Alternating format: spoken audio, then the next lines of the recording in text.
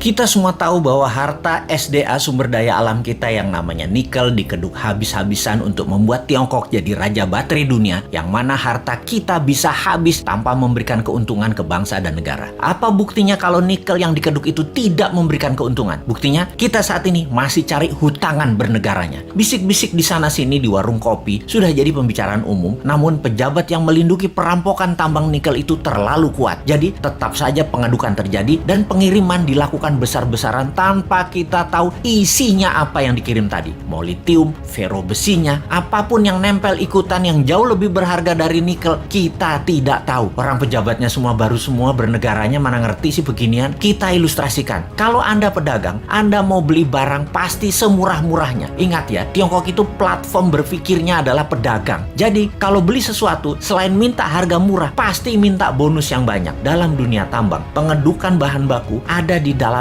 masih all in. Semuanya masih ada. Mulai dari barang berharga, katakanlah nikel, ada juga impuritiesnya atau barang yang tidak pure atau barang yang tidak murni atau barang yang tidak diperlukan seperti tanah dan lain sebagainya. Masih tercampur. Lalu dibersihkan. Macam-macam cara pembersihannya. Ada di leaching, diproses. Tujuannya untuk membuang barang yang tidak dibutuhkan. Katakanlah 75% terbuang, tinggallah 25%. Kalau dibawa 100% ke Tiongkok, yang 75% tadi adalah taiknya tambang yang nggak diperlukan. Taiknya mah tinggal di Indonesia aja. Makanya sekali lagi, taiknya dibuang di Indonesia aja. Kalau tadi dari 1 ton produksi tambang nikel ada 2% kandungannya. Setelah diproses tinggal 25%, nikelnya tetap 2%, tapi bukan dari 1 ton, dari 250 kilo. Nah, dalam 250 kilo ini ada fero juga, ada litium juga, ada macam-macam yang dibayar yang paling murah. Yang dibayar apanya? Nikelnya doang. Feronikel, nikel laterit, dan banyak lagi unsur logam dan mineral yang sudah disarikan tidak dibayar oleh Tiongkok. Kita asli bernegara nih bodoh memang. Dan penjajah perampok itu dikasih karpet merah lagi, dilindungi, dan tidak ada yang sadar. Kalau ada yang sadar, maka segerombolan buzzer pecinta cuan anti NKRI mulai memecah belah bangsa dan mencari sisi positif yang kecil dibesar-besarkan dari sisi bosnya, tapi mencari sisi buruk, pengkritisi tanpa solusi, dan diputer-puter beritanya agar rakyat tahu pengkritisi itu dosa. Apa yang terjadi kalau hal ini didiamkan dalam jangka pendek? Bukan dalam jangka panjang ya, pendek ya. Negara kita akan miskin, pejabatnya makin kaya, rakyat nambah lapar. Kita hanya mengingatkan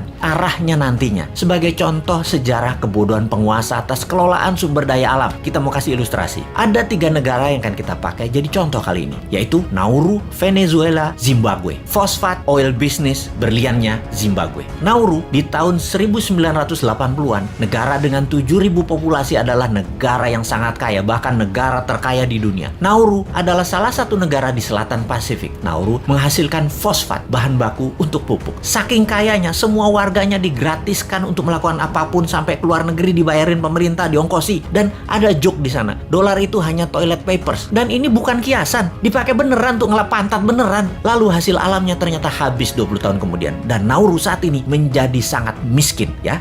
Itulah cerita sederhananya. Venezuela dimanja dengan 95% minyak dan gasnya yang diekspor, membuat negara ini menjadi negara petrodolar. Begitu harga minyak anjlok dan uang hasil ekspor tadi hanya buat foya-foya, bukan untuk membangun sektor lain, Venezuela hyperinflasi dan menjadi negara miskin sekarang. Saat ini ketika harga minyak naik, Venezuela sudah tidak bisa produksi lagi dan tidak ada negara mau beli minyak dari Venezuela. Jadilah Venezuela negara paria, negara setengah gagal. Terakhir, Zimbabwe, penghasil berlian. Begitu tambang berlian habis, pecah perang saudara, ambyar negara Zimbabwe yang tadinya makmur dan menjadi salah satu negara termakmur di Afrika. Kesamaan ketiganya adalah tidak bisa mengelola sumber daya alam dengan baik, dijual murah, dikeduk asing, dilindungi pejabat yang berkuasa pada saat itu. Semoga kita bukan jadi negara yang keempat. Wong pinter semua kok pejabatnya, gak mungkin lah ditipu Tiongkok. Emangnya kayak bos men, bodoh beneran.